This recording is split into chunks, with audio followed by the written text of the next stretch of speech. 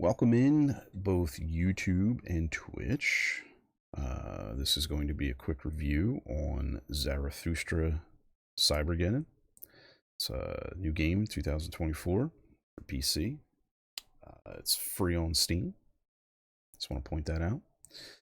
I think you can get it a couple different platforms, but I know it's at least the version I played was on Steam. This game is basically a combination of cyberpunk and mystery in an adventure game. It's not a it's not a prototypical point and click, but it is a point and click game. It's just the way the environments are interacted with the clicking and stuff. It's not exactly a modern adventure game, so to speak, but it definitely fits that formula. Overall, the game I thought was pretty well done. There's some questionable things we'll talk about really quick, toward a little bit more toward the end of the review, because I don't really think it's stuff that people need to focus on, but we will talk about it. Art style, for what it is, looks really cool. I really do appreciate the fact, it's cyberpunkish. It's got a lot of variety in the scenes. I know not necessarily all the scenes kind of like fit together necessarily. It does feel like a little bit of a clash at times. There's a reason for that though. But overall, I thought the artwork was really nice. Again, within reason. Sound, the voiceover audio, things like that, I thought was all, as far as being implemented in the game, I think is done properly. It all works. The inventory system in this can feel maybe a little clunky if you're used to the more modern like verb aspects, like pick up, use, those type of functions. Some more of the modern games don't even offer that. It's just more or less just moving the mouse over it. You can either use the mouse wheel to select different interactions, whether it's like talk or whatever. They do it that way. Some you just point and click on things. That's kind of how this is done here. When you're clicking on things in the environment, I think all that works fine. However, when you transition to the inventory inside the briefcase, where you find all your items, it kind of feels a little awkward at first. You have to right click things. I don't know why the video is not playing in the background. My apologies on that. You got to click things, and then just like you can right click it or you can left click it. Left click it, just I guess is the intent to probably use it. And then you also have the right click, which is basically to identify or get some type of information on the object that you got. Some items you do mix and match together.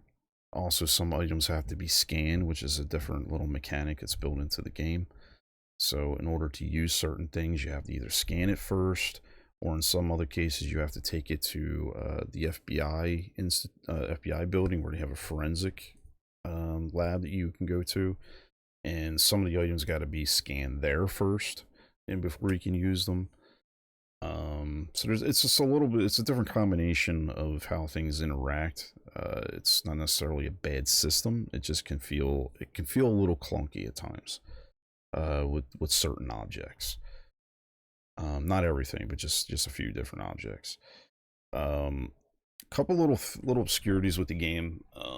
Simple little things like when you talk to an NPC,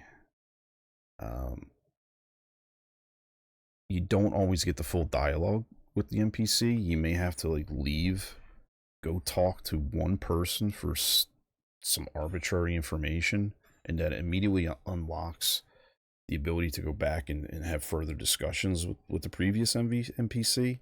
But the game doesn't exactly, in my opinion anyway, do a great job of explaining that. Sometimes you'll talk to somebody and you think you exhausted the conversation or the dialogue tree with that person, and you don't immediately think to go back and talk to them again, especially when it tells you, oh, I don't have anything else I want to ask this person. But you can immediately go take 2 minutes, talk to another person, and then unlocks the ability to talk to that same person you just talked to after the character tells you that she doesn't want to talk to him anymore. So it's a little misleading in some of that. I think that could have been handled a little bit better as far as like how that information is uh, translated back to the player. Again, is a game breaking? No, but it can cause a little bit of um, it can kind of make you feel like you're wandering around the game a little bit till you realize like what that little thing was that you missed. And there's quite a bit of that in this game. um, the voiceovers I thought were really good. A lot of the characters have their own little personalities. There's a few characters in this game who I would jokingly just said just really don't have a place in the video game, but they're in here, and even the main character just openly has like those same references that these characters just you don't want to talk to them, like they're below her kind of thing. Which I kind of thought was funny, but there are a few characters in the game that are very forgettable. There's a few characters in the game that are very important when you talk to them, and that's pretty obvious as you play the game. It's got a real good story to it. I'm not really going to go into explaining what the story is or how it finishes, because that would be spoilers. But there is a nice story nestled in here. It's definitely worth the playthrough just to go through that. If you like the cyberpunk environments and the feel to the game, there's that as well. But overall, it's a pretty solid game. I'm not sure if it was made through just one developer, but I know it's either one person or maybe two, but I believe it was just one. He was grateful to sit in on my playthrough, which was cool to have him here. He did explain that it overall the game roughly took about 4 months, I believe he said, to finish it, get the product out there.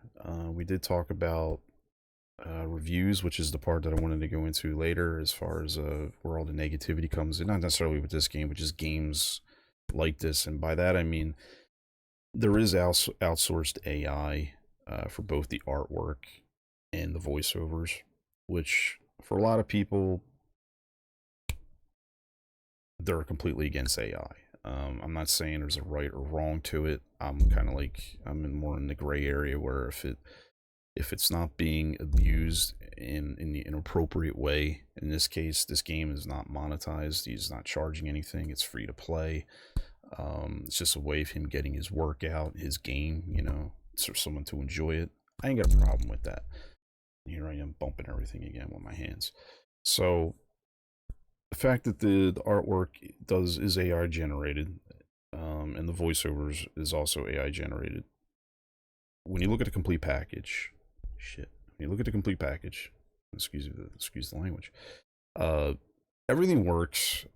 I didn't have a problem with it. It didn't prevent me from enjoying the game. And I have no ill will towards saying that I enjoyed it all. The artwork, like I said, for what it is, it's AI generated, but it looks very, very cool. I don't know all the all the behind the scenes stuff on how the AI actually generates all the artwork and whatnot, but it is very, very cool. And I had no problem seeing all the visuals in the game. It's really good to look at. The voiceovers, however, I did comment to the developer. I was a little mixed on that, only because a lot of the voices in the game do kind of sound robotic. Some of them don't. Like there's a young boy that you talk to. The voice just doesn't match the face. Not that doesn't happen in real life, but it just the way the voice was coming across, it just didn't fit to me. And there's a couple instances of that in the game. Overall, though, it does its job. And again, I don't have a problem with it, but I probably would have preferred if the voices just weren't in the game. And I only say that because of the way it has like that robotic nature to it. The emotions of the characters are lacking. So, for example, when something special pops up in the game, whether it's someone died or anything, just where you would get some kind of like, oh my god, kind of thing, they just, oh yeah, okay, kind of, and it just talk like it happens every day. You know what I mean? So there's no emotion behind the voices, and I think if anything, that's the one thing, if you want to call it jarring about the voiceovers, is that there's just no emotions into it. So if I was playing a game without the voices and I was interpreting the voices myself, not that I like to read and say everything, especially from a streaming standpoint, but at least gives you the ability to to read those comments on an open mic and add your own emotion to it, which the game doesn't actually do. So for that, I'd be like, I could see people not liking the voiceovers. And also from my point of view, I can say that it probably didn't need to be in there. However, it does add some depth to the game. It does give it some life. So there's nothing really wrong with it. Um, and I'll just kind of leave it at that. Like I said, I'm not going to make a big spiel about everything. Um, Overall, though, I thought the game was very fun. The story, like I said, was very cool. It gets you through the game. There were some points where I kind of got stuck, and I would probably say if the developer wasn't here to give me some tips, I probably would have been getting a little frustrated with some things. But that's just the way my mind works when it comes to playing games. Um, but yeah, this was, I don't say this is a needle in a haystack, but this is it's a very charming game. And I think the developer deserves a lot of credit for the game itself. Maybe not necessarily artwork, the voices, but the game itself. If you package it all together, I think it's a very solid game. Um, and I don't really have a lot of negativity or negative things to say about it, which is probably going to be surprising to a lot of my viewers. Um, yeah, I think it was a as a complete package. It's just a very good game, very fun game to play. And if you haven't tried it, it's free, like I said, on Steam. Give it a shot. Check it out. Like, don't go into it just immediately hating the game because, oh, there's AI involved. Um, I just don't think that's doing it or the developer any justice. There is a fine line, of course, but I don't think anything was crossed here. I think this was done in a very favorable manner, and I applaud him. I applaud him for his efforts. I thought it was a very good game. I don't really have too much more to say about it. There is a few multiple endings, which if you do go back and watch the playthrough, I'll have all three endings for the last video, so you can check those out if you're interested. I'm not going to spoil any of the endings. Technically, two endings are good, and there is one bad ending. And if you spend the time to see each ending, you'll see, you'll know which one is the bad ending. It's quite obvious. I did ask the developer like what technically was supposed to be the best ending, and he just asked me what my opinion was, and I gave him mine, and he kind of agreed. But that doesn't necessarily mean that any one of the two good endings is not necessarily like the best thing. I just guess it just comes down to the player's perspective. If you play through it and you finish it, you see what I mean. So anyway, overall, I think it's a good game. So I'm trying to keep this short and sweet as possible. And I'll go ahead and give this game a rating. And hopefully, not too many people give me shit about it either. But if you do, I don't really care. Anyway, oh my god, that's not good. There we go. Monday detail. 8 out of 10 for this game. That was a big score. The explosion. So yeah, it's an 8 out of 10 from me. I enjoyed it.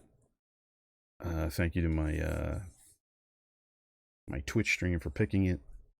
And yeah, so that's kind of all I really have to say. I'm just laughing at the fact that I didn't realize I had two picked there. Anyway, appreciate you stopping in and watching the video. If found the video enjoyable or to your liking, give it a thumbs up, of course. If you want to leave some comments, like what you think about if you played the game. I mean, I personally don't care to hear from people that haven't played the game. First off, let me just be clear. If you played the game, whether you liked it or not, feel free to drop some comments, and I'll reply to them as much as I can personally. But if you haven't played the game, don't be judgmental. At least try it first. Make them then base your opinions on actually playing the game. Yeah, and if you like to come back in the future and check out some more of my content, obviously subscribe to the channel. It's all good and all helps me out. I'm appreciative of that. Every little bit helps. And yeah, if you feel free to stop by my Twitch channel, where I stream pretty daily. That's where all my live content comes from. That's where this video came from as well. All the links will be below the video, and it's along with all my other socials. And yeah, appreciate stopping by, and see you in the next video. Take care.